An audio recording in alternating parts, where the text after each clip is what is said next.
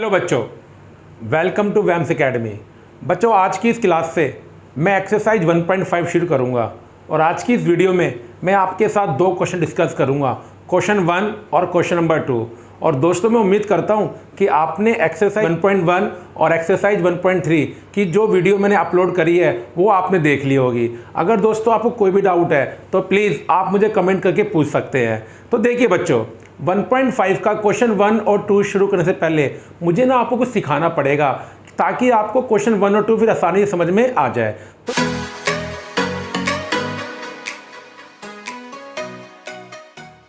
तो देखिए बच्चों, वो बेसिक कॉन्सेप्ट क्या है। जैसे बच्चों मैं आपसे बोलता हूं कि आपके पास ना दो रैशनल नंबर हैं, कोई दो रैशनल नंबर हैं और आप उन दोनों को ऐड करें तो जो आपका आंसर आएगा ना, आपको ये सोचना है कि वो रैशनल होगा या इरैशनल होगा। आपके पास दो नंबर हैं, दोनों ही इरैशनल हैं, आप उन्हें प्लस करेंगे तो आपका आंसर क्या आएगा। या आपके पास एक नंबर रैशनल है और एक इरैशनल है, उन्हें प्लस करने पर क्या आएगा। ये वही बेसिक कॉन्सेप्ट है जो आपको आना चाहिए क्वेश्चन नंबर 1 के लिए। तो देखिए बच्चों, मैं आपको बातें सब बता देता हूँ। तो देखिए बच्चों, अब मैं शॉर्ट फॉर्म में लिखूंगा, आर मतलब रैशनल और आई मतलब इरैशनल।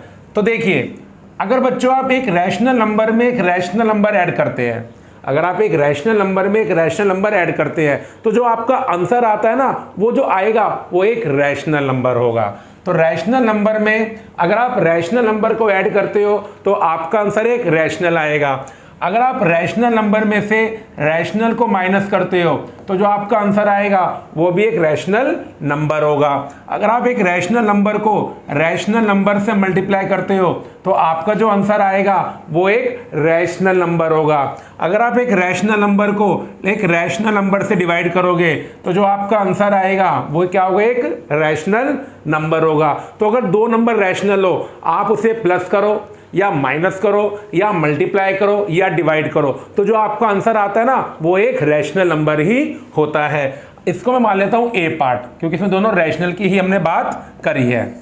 अब देखिए बच्चों, बी पार्ट मैं बात करता हूं अगर आपके पास दोनों ही नंबर इरैशनल हो। जैसे आप एक नंबर इरैशनल है, दूसरा भी इरैशनल है, अब उसे आप ऐड करते हो। अब सुनो बच्चों, होता क्या है, दो रैशनल को तो ऐड करने पर रैशनल ही आता है, लेकिन अगर आप दो इरैशनल को ऐड करते हो ना तो बच्चों आप ये नहीं कह सकते कि हमेशा इरैशनल ही आएगा या हमेशा रैशनल ही आएगा। इसमें दोनों केस पॉसिबल होते हैं कि अगर आप दो इरैशनल को ऐड करते हो तो आपका आंसर रैशनल भी आ सकता है या आपका आंसर इरैशनल भी आ सकता है। इसमें आपका आंसर फिक्स्ड नहीं होता है। सेम कहानी होती है माइनस में। अगर आप दो इरैशनल को माइनस करते हो तो आपका आंसर रैशनल भी आ सकता है या इरैशनल भी आ सकता है। सेम कहानी होती है मल्टीप्लाई में। दो इरैशनल को मल्टीप्लाई करने के बाद आपका आंसर रैशनल भी आ सकता है और इरैशनल भी आ सकता है। और अगर आप दो इरैशनल को डिवाइड करते हो तो जब भी आपका आंसर रैशनल भी आ सकता है या इरैशनल भी आ सकता है। अब दोस्तों हम सीखते हैं, अगर एक नंबर रैशनल हो और एक नंबर इरैशनल हो तो मेरे आंसर क्या क्या पॉसिबल है। तो देखिए, इसको हम सी मान लेते हैं।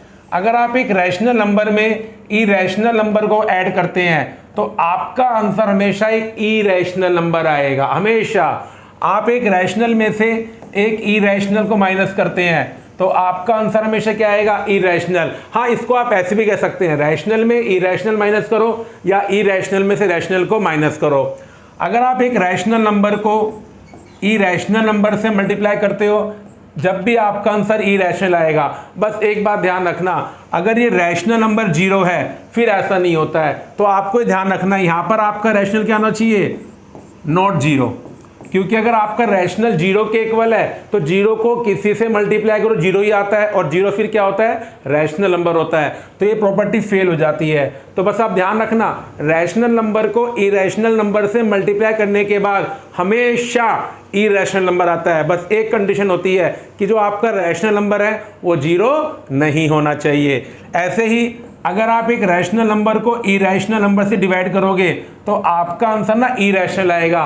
कहानी वही है, रैशनल नंबर 0 नहीं होना चाहिए, क्योंकि 0 को किसी भी नंबर से डिवाइड करो 0 आता है। तो अगर आप 0 को किसी भी इरैशनल नंबर से डिवाइड करोगे तो तब भी 0 ही आएगा और 0 रैशनल नंबर होता है। तो ये दोनों प्रॉपर्टी वैलिड होती है अगर रैशनल नंबर 0 को छोड़कर चाहे कुछ भी हो। अब देखिए बच्चों, क्वेश्चन नंबर 1 इन्हीं बेसिक फंडे के ऊपर डिपेंड करता है। क्वेश्चन देखिए बच्चों, क्वेश्चन क्या कह रहा है? क्वेश्चन कह रहा है classify the following number as rational और इरेशनल। आपके पास बच्चों 5 नंबर है। क्या है आपके पास? 5 नंबर है और आपको ही क्लासीफाई, आपको ग्रुप करना है, आपको बताना है इसमें से कौन सा नंबर रैशनल और कौन सा इरेशनल है। अब जैसे मैंने आपको सिखाया था उसी फंडे से होगा। 2 - √5। अब बच्चों मैं जानता हूं 2 होता है रैशनल नंबर। 2 क्या होता है बच्चों? रैशनल। और √5 क्या होता है? इरेशनल। ये मैं आपको सिखा चुका हूं। आप इंट्रोडक्शन वाली वीडियो देख लेना, मैंने आपको सिखा रखा है। 2 बच्चों रैशनल नंबर है और √5 इरेशनल नंबर है। अभी मैंने आपको बताया अगर रैशनल में से इरेशनल को माइनस करते हैं तो आपका आंसर क्या आता है बच्चों? इरेशनल आता है। तो इसलिए आपका आंसर क्या बन गया? ये इरेशनल, कि ये नंबर इरेशनल है। अब देखिए बच्चों, आपको बताना है कि ये नंबर किस कैटेगरी में आएगा। देखिए रैशनल प्लस इरेशनल, ये आपका हो गया इरेशनल, और √23 तो होता है इरेशनल है। अब इरेशनल माइनस इरेशनल मैंने बताया था इसका फिक्स नहीं होता, ये रैशनल भी हो सकता है और इरेशनल भी। तो देखिए इसलिए फिक्स नहीं होता। यहाँ देखिए ये प्लस का और ये माइनस का, तो बच्चों ये कैंसिल हो जाएंगे, तो ये खाली क्या बचेगा? 3 बचेगा। और 3 क्या होता है? रैशनल होता है। इसलिए कहा जाता है कि 2 इरेशनल को माइनस करने के बाद कुछ भी आ सकता है। 2 इरेशनल को माइनस करने के बाद कुछ भी आ सकता है, रैशनल भी और इरेशनल भी। देखिए बच्चों तीसरा पार्ट कह रहा है 2√7 अपॉन में 7√7 कौन सा नंबर है? 2√7 एक इरेशनल नंबर होता है और 7√7 भी एक इरेशनल नंबर होता है। इरेशनल नंबर को इरेशनल नंबर से डिवाइड करने के बाद कुछ भी आ सकता है, रैशनल और इरेशनल में से कुछ भी आ सकता है। तो देखिए यहाँ पर बच्चों क्या होगा? 2√7 अपॉन में 7√7, तो √7 दोस्तों क्या हो जाएगा? कैंसिल। और 2/7 एक रैशनल नंबर है क्योंकि ये p/q की फॉर्म में है, तो ये रैशनल नंबर है। इसलिए वो रूल बना है कि इरेशनल को इरेशनल से डिवाइड करके रैशनल भी आ सकता है और इरेशनल भी आ सकता है। अब देखिए बच्चों अगला पार्ट 1/√2।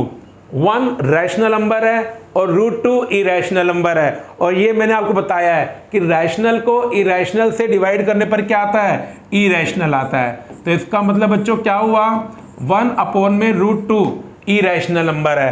अब देखिए बच्चों 2π किस कैटेगरी में आएगा? 2 के साथ पाई मल्टीप्लाई में है।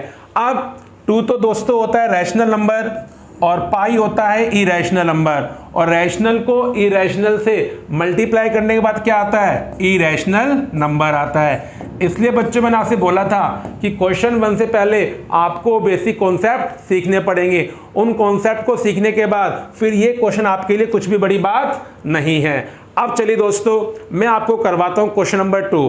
तो देखिए दोस्तों क्वेश्चन नंबर 2 क्या है? बहुत सिंपल क्वेश्चन है। आपके सामने कुछ एक्सप्रेशंस हैं और आपको इनको सिंप्लीफाई करना है।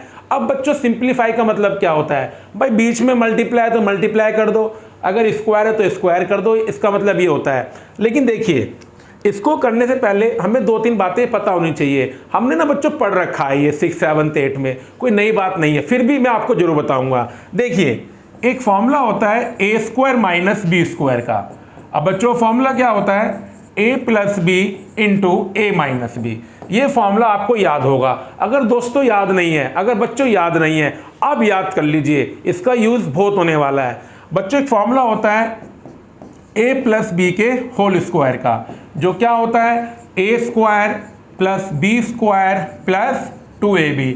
और एक एक्सप्रेशन होता है a - b का होल स्क्वायर, जो क्या होता है? a² + b² - 2ab। तो ये 3 फॉर्मूले हैं जो 1.5 में आपके काम आएंगे। वैसे ने बोलते हैं अलजेब्रिक फॉर्मूले, अभी तो और भी हैं, ये मैं आपको फिर चैप्टर 2 में आगे बताऊंगा। तो ये 3 फॉर्मूले हैं जो आपको अच्छे से याद होने चाहिए। अब देखिए बच्चों पहला पार्ट, आपको इसको सिंप्लीफाई करना है। 3 + √3 और 2 + √2, ये आपके सेकंड क्वेश्चन का फर्स्ट पार्ट है। तो देखिए 3 + √3 × 2 + √2। तो अब देखिए ये आपको 2 ब्रैकेट्स को आपस में मल्टीप्लाई करना है। तो क्या रूल होता है? जो आपका पहला नंबर है उसको किससे इंटू करो? पूरे ब्रैकेट से, 2 + √2 से। और √3 को भी किससे करो मल्टीप्लाई, 2 प्लस √2 से। तो अब देखिए 3 × 2 6 और 3 √2, √3 मल्टीप्लाई 2 √3 और √3 × √3 बच्चे बन जाएगा √6, क्योंकि ये एक रूल होता है कि √a मल्टीप्लाई √b, बच्चों ये कितना होता है √ab।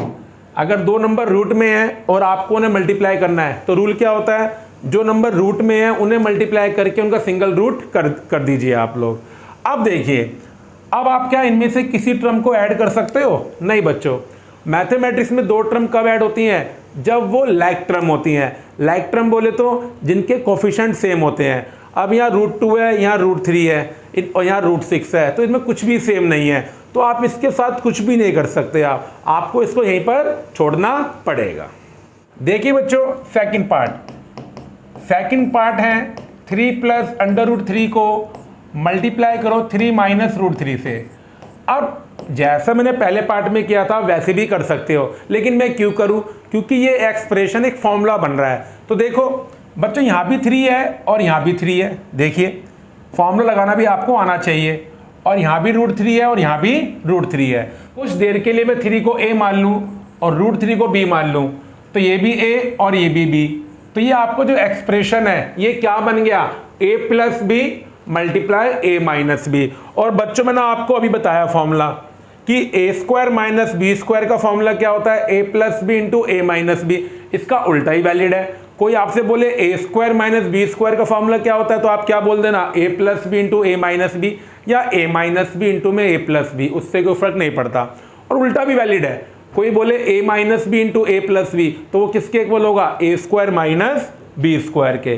तो देखिए अब ये क्या बनेगा, 3² माइनस √3²। और बच्चों ये है भी डाल लो आप लोग कि आपको ब्रैकेट में जो फॉर्मूला आप अप्लाई कर रहे हो वो लिखना है। तो a plus B into a minus B किसके इक्वल होता है, a² माइनस b² के। 3 का स्क्वायर 9 होता है। अब देखिए √3 का स्क्वायर क्या होगा। देखिए बच्चों, अगर कोई भी नंबर स्क्वायर रूट में है और आप उसका स्क्वायर करते हैं तो होता क्या है, स्क्वायर रूट से स्क्वायर कैंसिल हो जाता है और जो नंबर बचता है अंदर वही आपका आंसर आता है। क्योंकि ये आपको ध्यान रखना है, √a का स्क्वायर बच्चों कितना होता है, a होता है।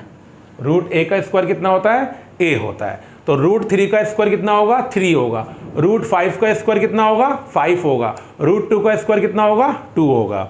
अब देखिए बच्चों तीसरा पार्ट। तो बच्चों तीसरा पार्ट क्या है, √5 प्लस √2 का होल स्क्वायर।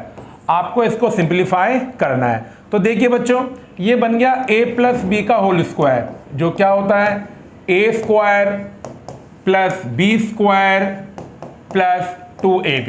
क्या होता है, a² plus b² plus 2ab। और जैसा मैंने आपसे बोला, ब्रैकेट में आप जरूर फॉर्मूला मेंशन करें, a² plus b² plus 2ab। अब देखिए √5 का स्क्वायर 5 होगा, √2 का स्क्वायर 2 होगा। अब यहाँ ध्यान दीजिए आप लोग, √5 मल्टीप्लाई √2 √10। मैंने आपको अभी बताया √a मल्टीप्लाई √b किसके इक्वल होता है, √ab के। अब ये बन जाएगा 5 प्लस 2 7 प्लस 2 √10। अब ये गलती करते हैं बच्चे क्या करते हैं, सबको ऐड कर देते हैं और आंसर लिखते हैं 9 √10। लेकिन देखो बच्चों, दो ना √10 के साथ मल्टीप्लाई में है, ठीक है। अब देखिए आखिरी पार्ट। बच्चों आखिरी पार्ट है √5 माइनस √2 मल्टीप्लाई में √5 प्लस √2। अब ध्यान देना बच्चों आप लोग, यहाँ पर ये एक्सप्रेशन भी किससे मैच कर रहा है, a minus B multiply a plus B, जो क्या होता है, a² माइनस b²। अब √5 का स्क्वायर 5, √2 का स्क्वायर 2, आंसर 3 आ गया। और ब्रैकेट में यहाँ पर आप फॉर्मूला लिखना बिल्कुल ना भूलें, because a minus B into a plus B equal to a² minus b²। तो देखिए बच्चों, ये थे आपके क्वेश्चन नंबर 1 एंड 2।